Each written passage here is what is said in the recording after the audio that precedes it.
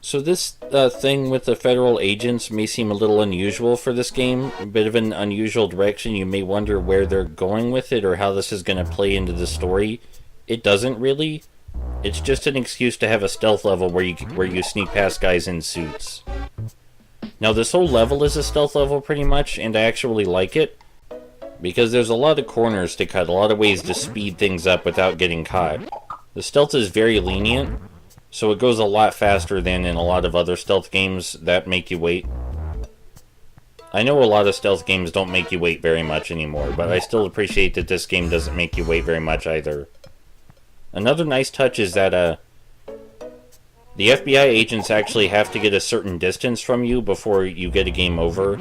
They actually have to be reasonably close. So even though they move faster than Timmy, it's still possible to outmaneuver them in certain situations, especially since their AI is really, really simple.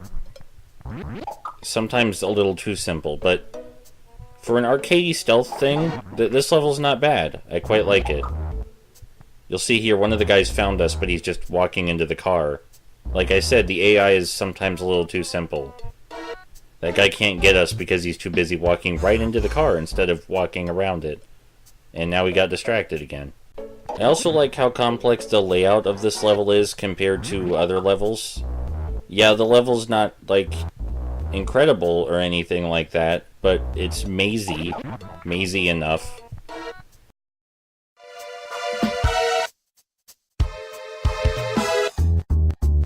I like this next tutorial pop-up calls them the Feds.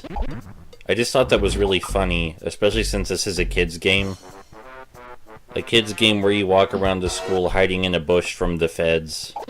We have to get some collectibles in this maze of lockers, but they're usually hidden in places that would normally be obvious dead ends, so they're pretty easy to find. As I said earlier, I overall like this level. It's a good exploration of the really, really simple stealth mechanics, but it adds to the variety, and it's not boring or anything like that. It's not more combat. It's sad to say that the Retroville levels maybe are the ones where the game starts to get a little tiring, which is sad because I love Nicktoons games with Retroville worlds in them, and the scenery in the Retroville levels is definitely my favorite scenery in the game. But the combat, it just isn't that strong. And there is a lot of combat in the Retroville levels. There's also a lot of other stuff to make up for it that we'll see when we get there, but toward the very, very end of the game, and the part you would probably consider the end game, the combat gets a little old. Something I'm noticing that's a disturbingly repeating pattern in this game is that we spend most of the levels just looking for the bad guys. Like, the entire Bikini Bottom world, that was just us looking for Plankton. Plankton didn't set up obstacles for us to have to overcome before we got to him or anything. Those were in the chum bucket. As soon as we knew he was in the chum bucket, we went right there.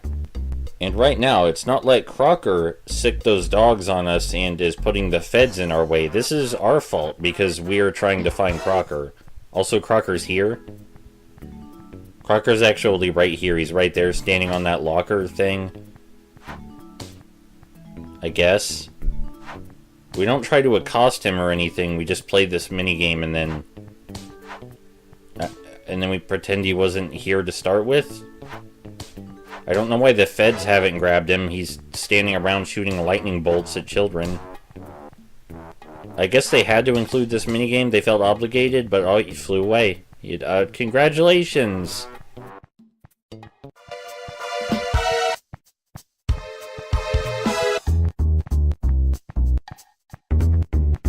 So yes, that's the only line of dialogue we get acknowledging what just happened. We just found Crocker, and then he flew away after we stopped him from shooting lightning at Chester. We don't know where he went.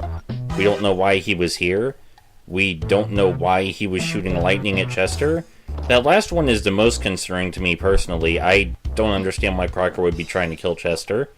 I can't think of a motivation he would ever have to try and kill one of his students. He may not like them, but I can't think of a reason he would stand on a locker and try to fry them with lightning bolts either. And none of the 4 protagonists are like, hey, we found Crocker, we should do something. Anyway, the point of this room is to find the 3 collectibles in it.